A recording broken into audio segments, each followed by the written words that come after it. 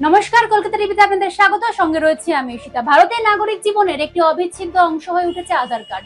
পরিচয় প্রমাণ থেকে শুরু করে ঠিকানা, ব্যাংকিং পরিষেবা, সরকারি প্রকল্প, স্কুল কলেজে ভর্তি কিংবা চাকরি, সব ক্ষেত্রেই আধার প্রয়োজনীয়। তাই আধারে কোনো ভুল থাকলে তা বড় সমস্যার কারণ হতে পারে। আধারে আপনি আপনার ছবি কতবার বদলাতে পারবেন জানেন? আসুন আজকে বিস্তারিত বলবো সেই নিয়ম। বর্তমান সময়ে দাঁড়িয়ে আধার কার্ড শুধুমাত্র পরিচয়পত্র নয়, এটি প্রতিটি ভারতীয় নাগরিকের দৈনন্দিন জীবনের একটি অবিচ্ছেদ্য অংশ হয়ে উঠেছে। পাশাপাশি সরকারি প্রকল্পের সুবিধা পাওয়ার পর থেকে শুরু করে স্কুলে ভর্তি করা, আজকের প্রতিবেদনে রইল আধার কার্ডে ছবি কিভাবে বদলানো যায়। সেই জন্য কিন্তু ভিডিওটি আপনাকে শেষ পর্যন্ত দেখতে হবে।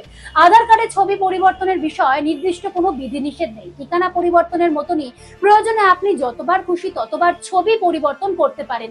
তবে সেই ক্ষেত্রে এই প্রক্রিয়াটি কোনো আধার সেবা কেন্দ্রে গিয়ে সম্পূর্ণ করতে হয়।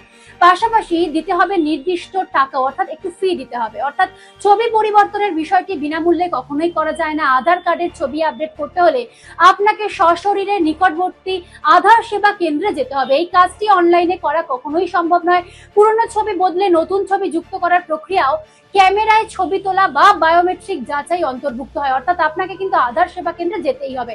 আর এর জন্য আপনাকে আধারের আপডেট ফর্ম পূরণ করতে হবে, বায়োমেট্রিক যাচাইকরণ সম্পন্ন করতে হবে এবং নতুন ছবি তুলতে হবে। পাশাপাশি সাধারণত এই পরিষেবার জন্য 125 টাকা ফি দিতে হয়। এছাড়াও প্রক্রিয়াটি সম্পন্ন হওয়ার পর নতুন ছবি সহ আপনার আধার কার্ড আপডেট হয়ে যাবে। এরপর আপনি কয়েকদিনের মধ্যেই তা ডাউনলোড করে নিতে পারবেন। এভাবেই আপনি কিন্তু আপনার আধার কার্ডের ছবি, এরকম নির্দিষ্ট কোনো নিয়ম নেই, তবে আপনি কিন্তু সেই ছবি বদলাতে পারবেন। এখন এ পর্যন্তই। দেখতে থাকুন কলকাতা টিভি রাত দিন 7 দিন।